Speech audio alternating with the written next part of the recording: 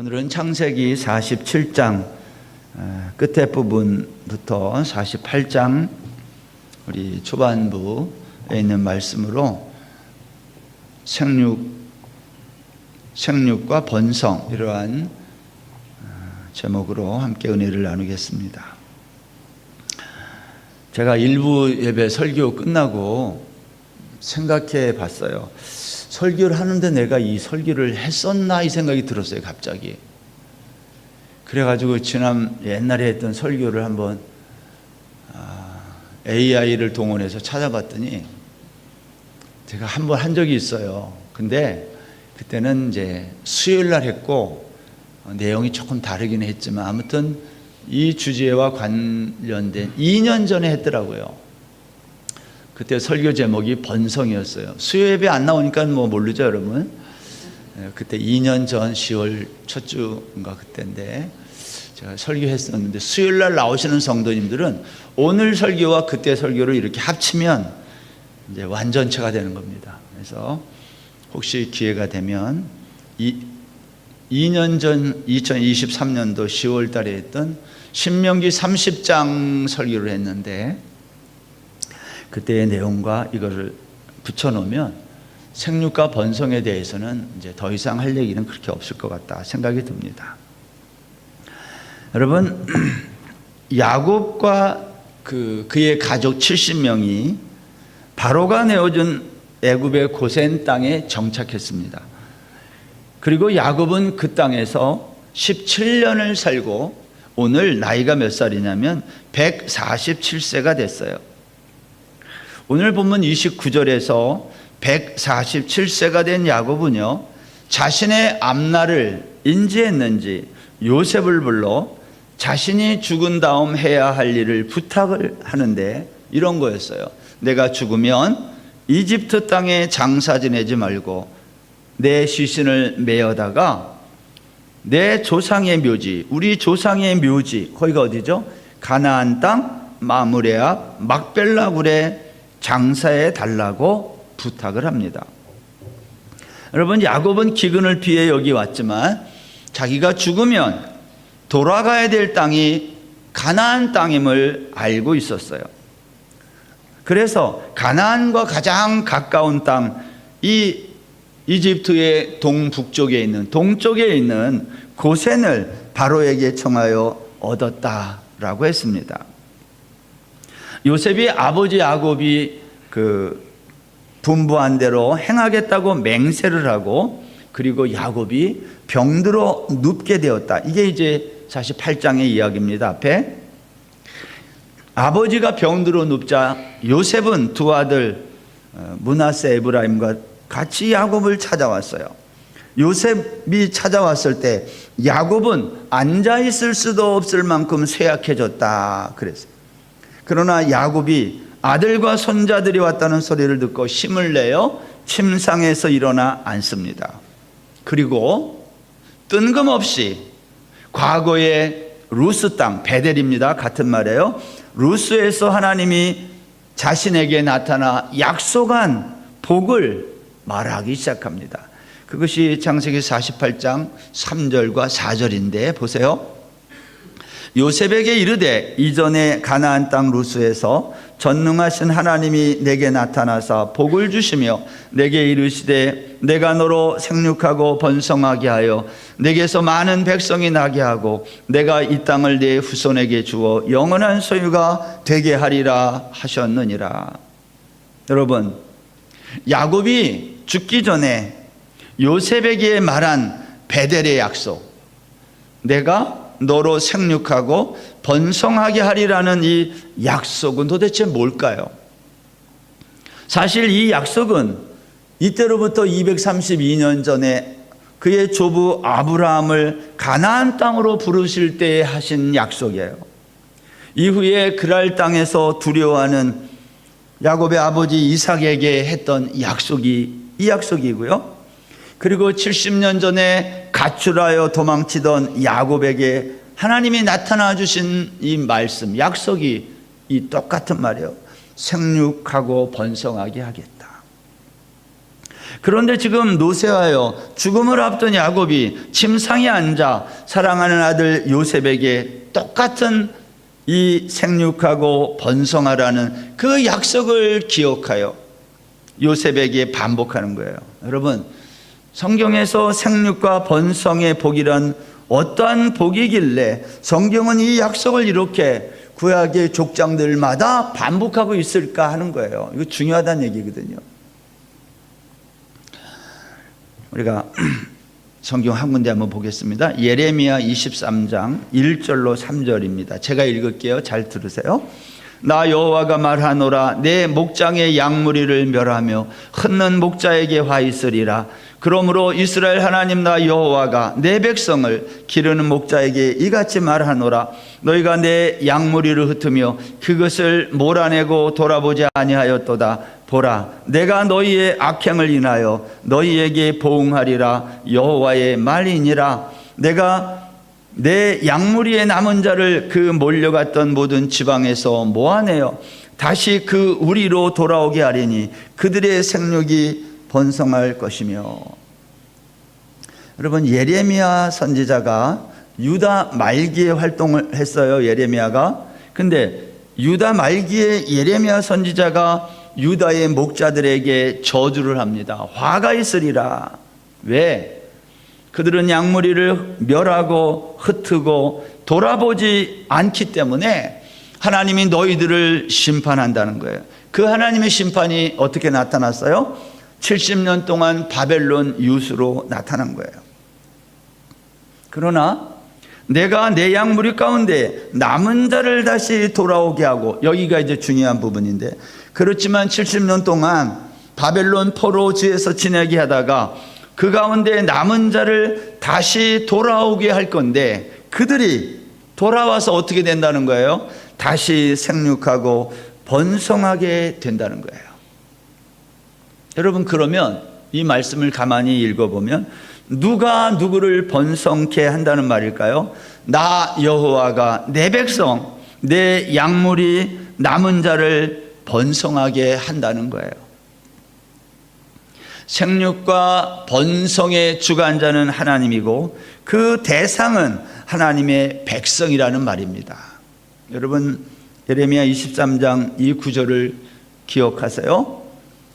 생육과 번성의 주관자는 하나님, 그 대상은 하나님의 백성이다. 이 말씀을 기억하고 이제부터 제가 하는 말씀을, 이제 이 같은 주제에 연관된 말씀들인데 제가 성경을 지금부터 설명을 좀 길게 할 겁니다. 끝까지 따라오시면서 들으시면 돼요. 여러분, 창세기의 마지막, 이제 우리가 마지막을 향하여 가고 있는데 마지막 50장에 가면 요셉이 죽어요. 그리고 애굽 땅에서 입관함으로 마칩니다. 이게 창세기의 끝장면이에요. 창세기 50장 26절 보세요. 요셉이 110세의 죽음에 그들이 그의 몸에 향 재료를 넣고 애굽에서 입관하였더라. 요셉이 죽었어요. 110살에. 그래서 애굽에서 관에다가 넣었어요. 입관했어요. 여러분, 이것이 의미하는 것은 요셉이 죽은 다음에 애굽에서 죽었다는 말은 야곱의 모든 가족이 이때까지 여전히 애굽에 거주하고 있다는 것을 의미해요.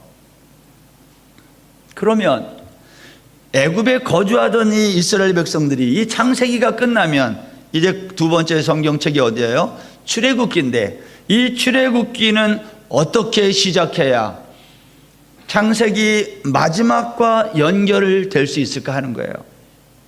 여러분, 창세기에서 요셉이 죽고 입관했어요. 이 말은 이스라엘 백성들이 애굽 땅에 계속 살았다는 얘기인데, 그러면 창세기가 끝나고 출애굽기가 시작되면 출애굽기는 어떠한 이야기로 시작되어야 창세기와 출애굽기가 연결될 수 있느냐는 거예요.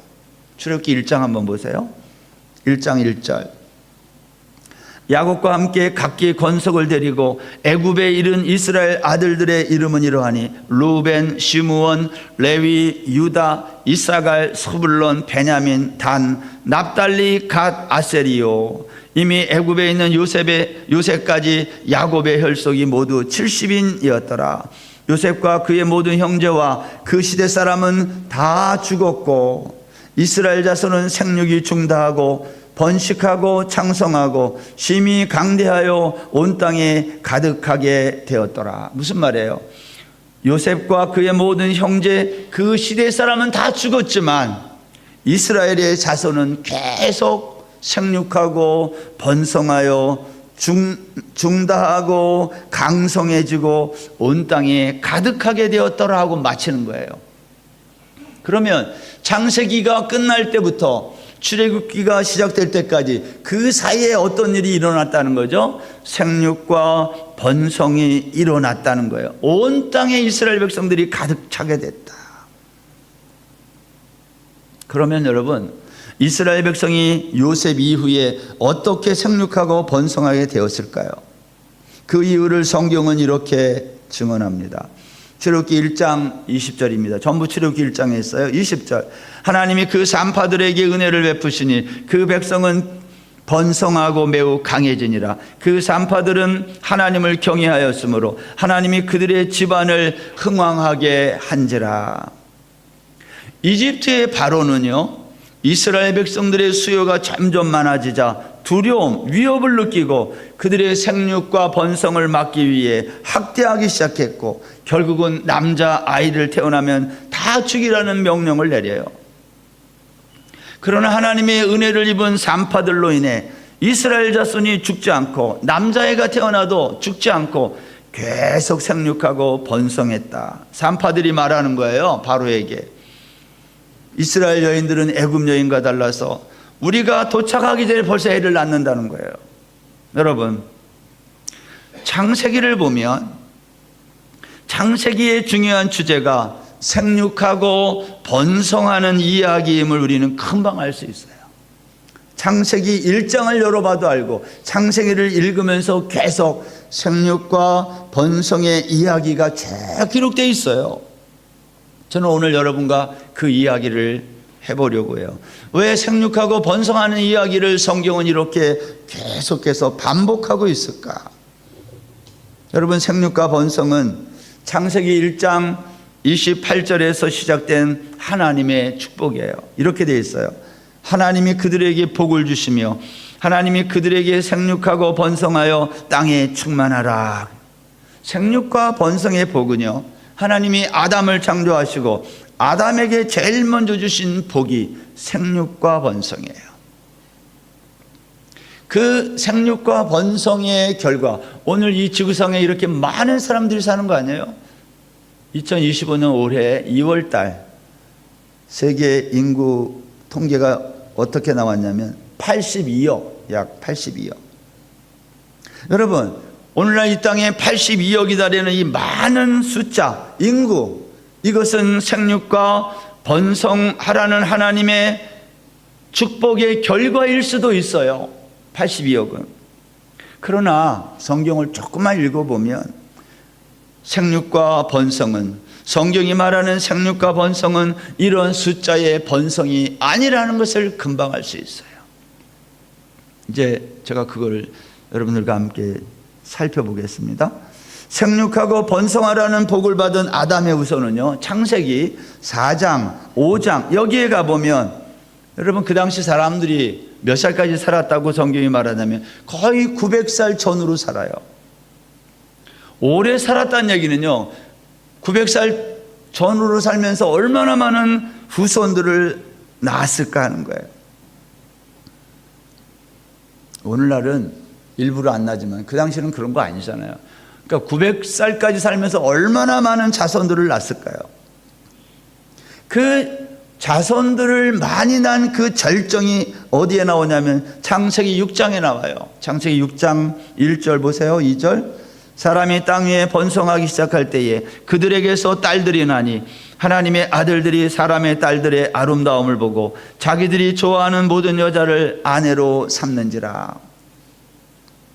창세기 6장 제가 설교하면서 했던 말씀을 좀 기억해야 되는데요, 아담의 후손들은요, 혼인을 통해서, 결혼을 통해서 더 많은 자손들을 갖고 싶어 했어요. 왜?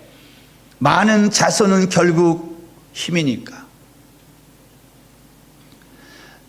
자손이 많다는 것은 힘이 많이 생겼다는 뜻입니다. 그래서 하나님의 아들들이 사람의 딸들의 아름다움을 보고 아내로 삼았다. 제가 이때 이 설명하면서 사람의 딸들의 아름다움이 뭐라 그랬어요? 여자에게 있어서 힘은 뭐냐? 미모라 그랬어요. 여자는 세상 사람들의 눈에 예쁘면 그게 최고의 힘이에요. 그게 무기야. 딴 거 다 소용이 없는 거예요. 남자들도 누구랑 결혼하려고 그래요? 예쁜 여자랑 하려고 그러잖아요. 세상적인 관점이 그렇다 이 말이에요. 그러니까 이 당시도 아름다움이란 뭐예요? 힘을 갖고 싶었다는 거예요. 누가? 남자들이. 여러분, 왜 그 당시에 사람들이 결혼을 했어요?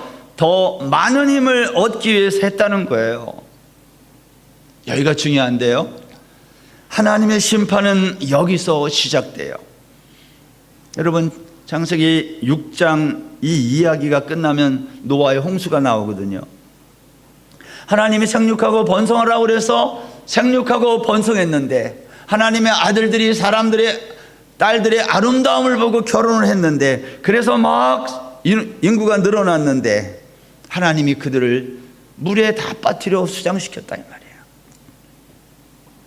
하나님이 복으로 준 생육과 번성이 오히려 심판의 근거가 된 거예요. 하나님이 명령하신 생육과 번성의 목적이 뭐예요? 너희들은 이 세상에 충만해져서 이 세상을 정복하고 다스리라 그랬잖아요.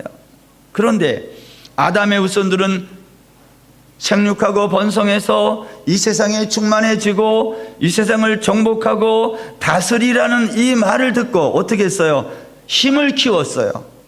그래서 이들은 하나님을 대항하기 위해 이 힘을 축적하는 수단으로 생육하고 번성했다는 거예요. 그 증거가 뭐냐면 노아의 홍수가 있기 직전에 창세기 6장 그 앞에 부분을 읽어보면 거기에 어떤 사람들 이야기가 나오냐면 네피림, 생각납니까? 네피림, 아주 힘이 가장 센 거인 것 같은 이러한 사람들을 등장해서 네피림, 용사, 명성 있는 자, 이러한 단어들이 거기 막 나와요. 노아 당시 땅에는 네피림과 용사와 명성 있는 자들이 있었는데 이들은 그 당시 사람들이 모두 원하는 큰 힘을 가진 자들이었어요. 여러분, 힘을 가진 이 사람들이 하나님의 홍수 심판 직전에 이들이 등장한 이유가 뭐예요? 그들이 가지고 있는 그 힘이 하나님이 그들을 심판해야 했던 이유라는 거예요. 오늘날도 마찬가지입니다. 사람들은요, 힘을 갖고 싶어요. 그래서 힘을 갖고 싶어서 결혼도 힘을 갖는 쪽으로 결혼을 하는 거예요. 배우자를 그런 사람을 얻는다 이 말이에요. 나에게 도움이 될 여자, 나에게 도움이 될 남자, 그건 다 세상의 가치관이에요. 여러분, 사람들이 그렇게 갖고 싶어하는 힘이 있어요. 돈과 명예와 권력이 바로 그거예요. 사람들은 이것을 가져야 자신이 원하는 삶을 살 수 있다고 생각해요. 그러나 하나님은 첫 아담처럼 자기 마음대로 힘을 얻어서 살기 원하는 그들을 노아 홍수 직전에 온 세상에 가득 차게 하고 그들이 그 힘을 자랑하도록 만들어 놓고 그들을 완전히 심판했다. 이게 창세기 6장의 얘기예요. 하나님은 사람들이 힘으로 하나님을 대항하려고 할 때에, 창세기 6장에 다 나오는 얘기입니다. 사람 지으신 것을 한탄하시고 물로 세상을 심판했다 그랬어요. 그런데 하나님의 심판은 전부가 아니라 노아와 그의 8 식구는 남았다는 거예요. 성경은 그 이유를 그들은 하나님의 은혜를 입었기 때문이라고 말해요. 창세기 6장 7절 보세요. 8절. 이는 내가 그것들을 지었음을 한탄함이니라 하시니라. 그러나 노아는 여호와께 은혜를 입었더라. 여호와의 은혜를 입은 노아와 그의 가족들만을 남겨놓고 나머지 힘을 자랑하던 그 시대의 모든 사람들은 다 물에 수장시켰다, 이런 얘기예요. 근데 여러분 생각해 보세요. 노아의 홍수 심판을 이렇게 가만히 보면 생육하고 번성하라는 하나님의 뜻과는 모순처럼 보인다는 거예요. 왜?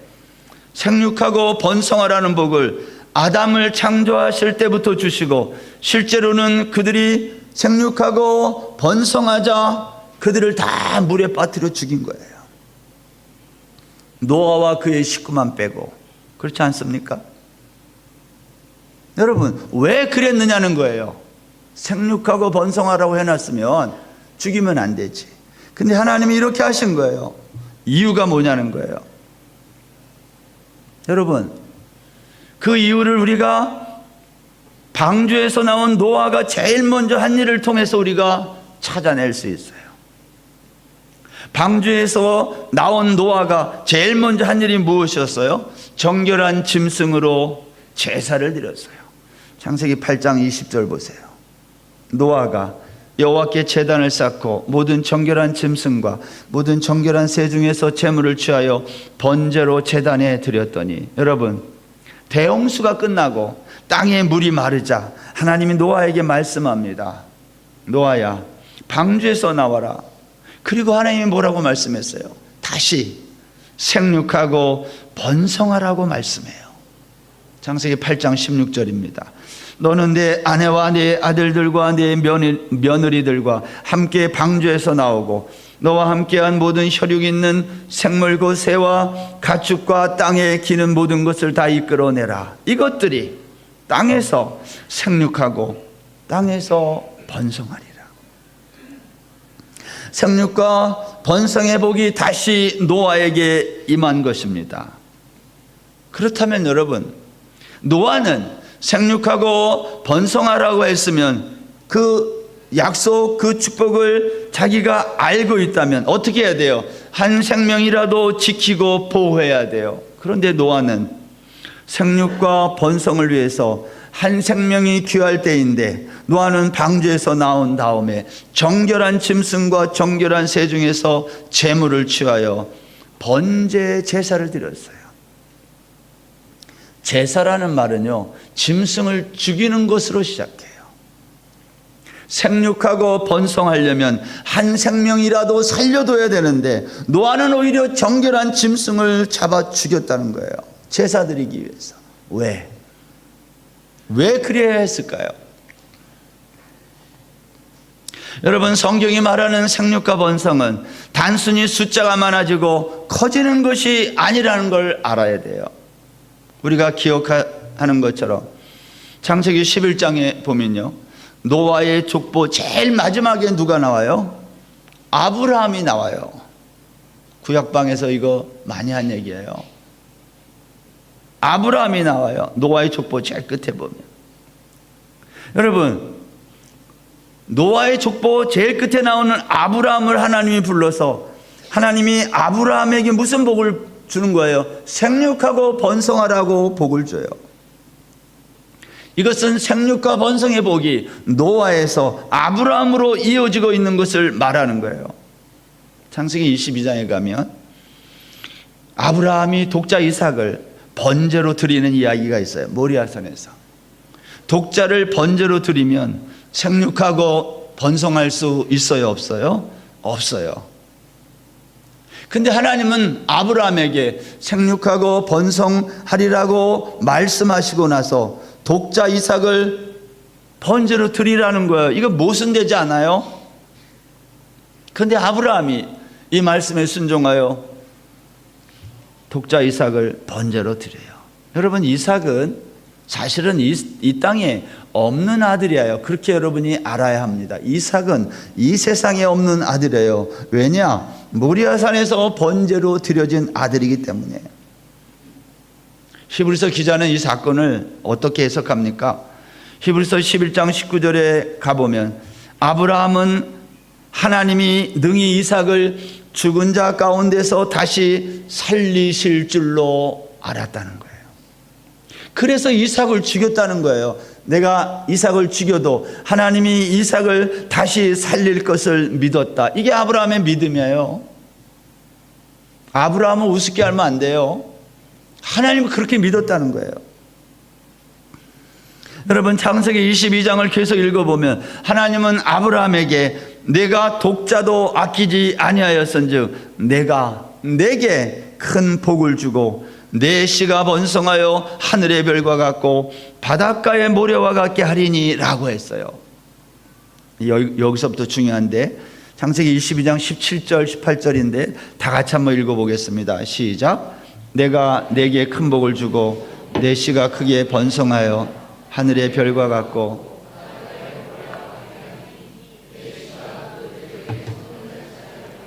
또 내 씨로 말미암아 천하 만민이 복을 받으리니. 여러분 생육하고 번성하라라는 말씀을 창세기 1장부터 계속 하셨는데 이 아브라함 때 와가지고 오늘 창세기 26장에서 뭐라고 말씀했어요? 22장에서 거기에 보면 이제까지 안 쓰던 단어를 하나 써요. 그게 뭐예요? 내 씨라는 단어예요. 씨.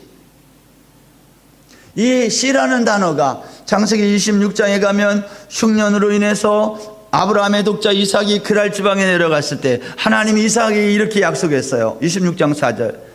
내 자손을 하늘의 별과 같이 번성하게 하며 이 모든 땅을 내 자손에게 주리니 내 자손으로 말미암아 천하 만민이 복을 받으리라. 여기에 자손이라고 됐는데 히브리말 성경은 똑같아요. 씨예요. 제라라는 말이에요. 이건 단수야. 한 명이라는 거예요. 내 자손은 하나다. 여러분 창세기 26장 4절에 보면 내 자손을 하늘의 별과 같이 번성하게 하고 거기에 자손이 씨예요. 단수. 이 모든 땅을 내 자손에게 주리니 내 자손으로 말미암아 천하 만민이 복을 받는다. 여러분 성경이 말하는 자손 씨는 오직 한 사람을 가르친다는 걸 기억해야 돼요. 그 사람이 누구일까요? 그 사람은 이스마엘도 아니고요. 오직 이삭의 자손만이 하늘의 별과 같이 바닷가의 모래와 같이 번성할 대상이라는 거예요. 창세기 28장 13절 보세요. 이제 이삭의 얘기가 야곱으로 넘어오는데요. 거기 이렇게 되어 있어요. 창세기 28장 13절. 또 본즉 여호와께서 그 위에 서서 이르시되 나는 여호와니 너의 조부 아브라함의 하나님이요 이삭의 하나님이라. 내가 누워있는 땅을 내가 너와 내 자손에게 주리니 내 자손이 땅의 티끌같이 되어 내가 서쪽과 동쪽과 북쪽과 남쪽으로 퍼져나갈지며 땅의 모든 족속이 너와 내 자손으로 말미암아 복을 받으리라. 생육하고 번성하라는 이 축복이 야곱으로 이어집니다. 야곱이 하나님으로부터 이 약속을 받을 때의 장소가 어디예요? 베델.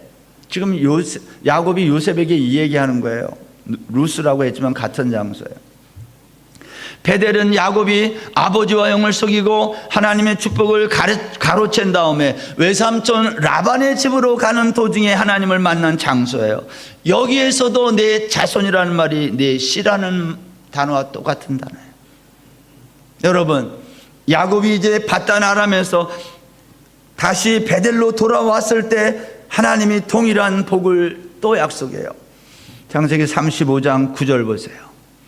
야곱이 밧단 아람에서 돌아오매 하나님이 다시 야곱에게 나타나서 그에게 복을 주시고 하나님이 그에게 이르시되 내 이름이 야곱이지만은 내 이름을 다시는 야곱이라 부르지 않겠고 이스라엘이 내 이름이 되리라 하시고 그가 그의 이름을 이스라엘이라 부르시고 하나님이 그에게 이르시되 나는 전능한 하나님이라 생육하며 번성하라. 한 백성과 백성들의 총회가 내게서 나오고 왕들이 내 허리에서 나오리라. 내가 아브라함과 이삭에게 준 땅을 내게 주고 내가 내 후손에게도 그 땅을 주리라 하시고. 이제 제가 성경을 다 인용했어요. 이제 보십시오 여러분. 아담으로부터 시작된 이 복, 생육하고 번성하라는 복이 아담을 거쳐 노아에게, 아브라함에게, 이삭에게, 야곱에게, 그리고 오늘 본문의 요셉까지 성경이 계속 반복하고 있는 이 생육과 번성은 다 같은 단어예요. 그런데 여러분 이 구절들은요 하나님이 약속의 복으로 주어졌음에도 불구하고 우리에게는 어떻게 들리냐면 이걸 우리가 반드시 이루어내야 되는 명령처럼 들린다는 거예요. 이런 거예요. 생육하고 번성하게 하라. 누가 하겠다는 거예요? 그거? 내가 하겠다는 거예요. 근데 우리는 이 말씀을 듣고 생육하고 번성해야지, 내가 그렇게 하려고 생각한다는 거예요. 그래서 사람들은 이 부분을 뭐라고 부르냐면 문화 명령이라고 불러요. 우리가 생육하고 번성해서 하나님의 나라를 이 세상에 확장시키자.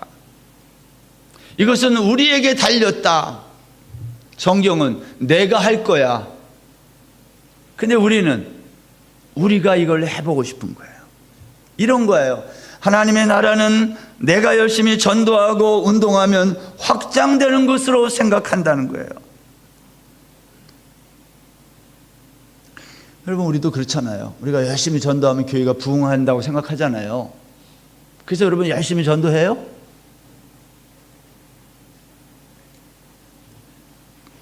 여러분, 우리가 성경이 말하는 생육하고 번성하라는 이 말의 의미가 무엇인지 생각해야 되는 이유가 여기 있어요. 제가 제일 처음에 예레미야 23장 왜 얘기했냐면 이것 때문에, 번성하고 생육하고 번성하게 하는 그 주관자는 하나님, 나 여호와가 그렇게 한다는 거고, 그 대상이 그 씨라는 거예요. 근데 우리는 이걸 내가 하려고 한다는 거예요.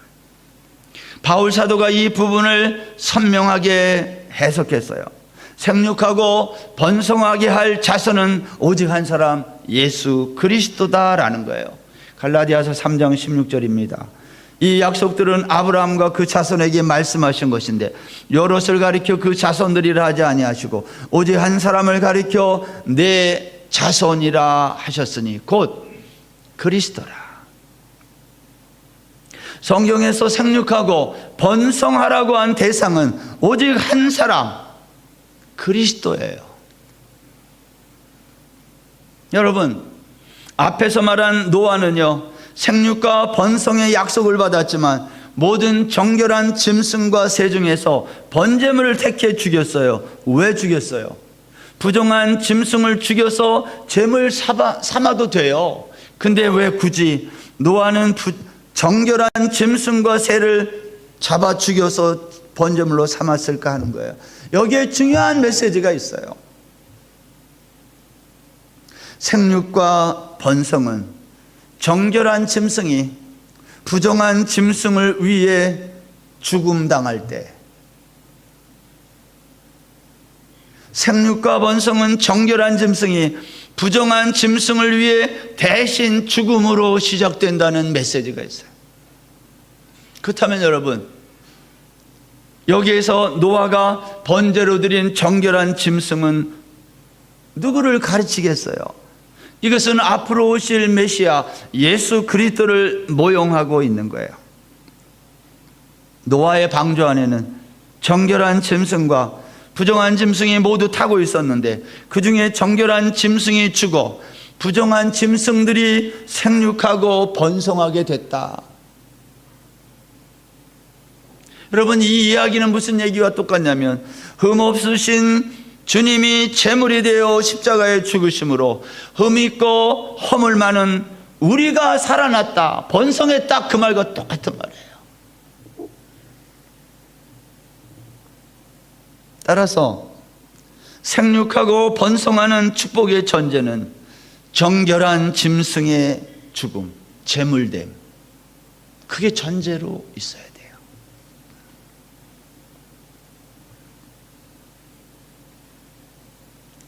생육과 번성은 산술적인 얘기가 아니라는 걸 기억해야 돼요.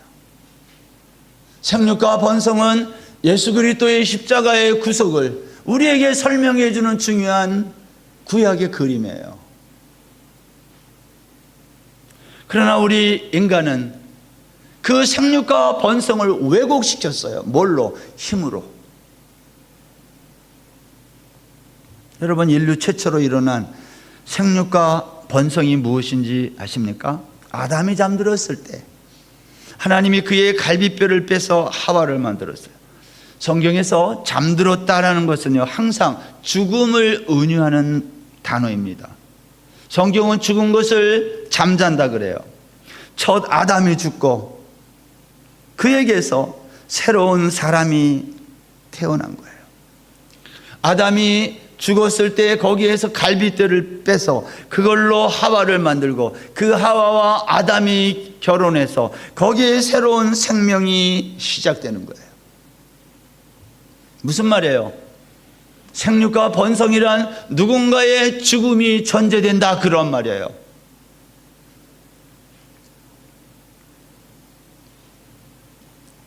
성경이 말하는 생육과 번성이라는 방식은 이렇게 누군가의 죽음으로 시작되는데 그 죽음이 누구냐는 거예요. 그분이 예수님이에요. 저와 여러분은 그 생육과 번성을 위해 제물 되시고 죽으신 그분과 연합되어 우리도 그렇게 살겠다고 나선 사람이 우리라 이 말이에요.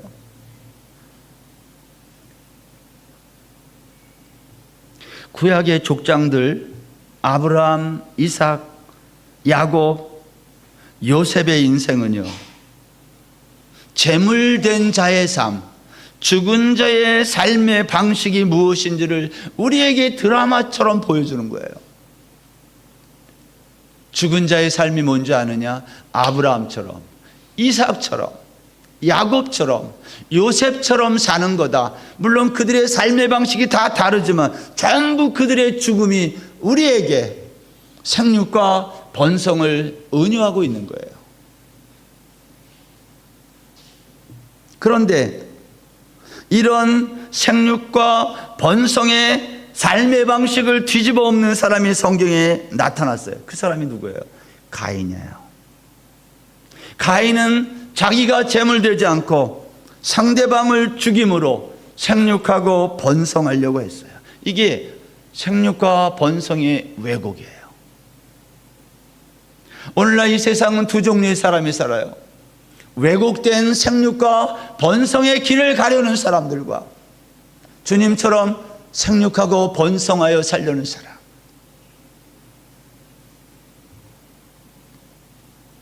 여러분, 생육과 번성은 우리가 열심히 노력하여 이루는 것이 아니라 우리를 죽이려고 작정하신 분, 하나님의 뜻에 순종하는 그 삶을 통해 아브라함처럼, 이삭처럼, 야곱처럼, 요셉처럼 나의 삶을 온전히 주님께 드릴 때 일어나는 거예요.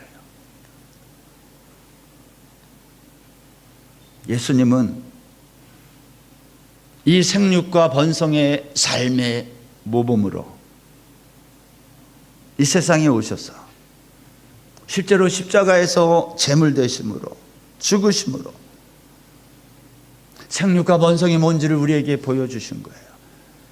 그분 때문에 이 땅에 교회가 탄생했고 그분 때문에 저와 여러분과 같은 수많은 생명들이 여기에 숨쉬고 있는 거예요.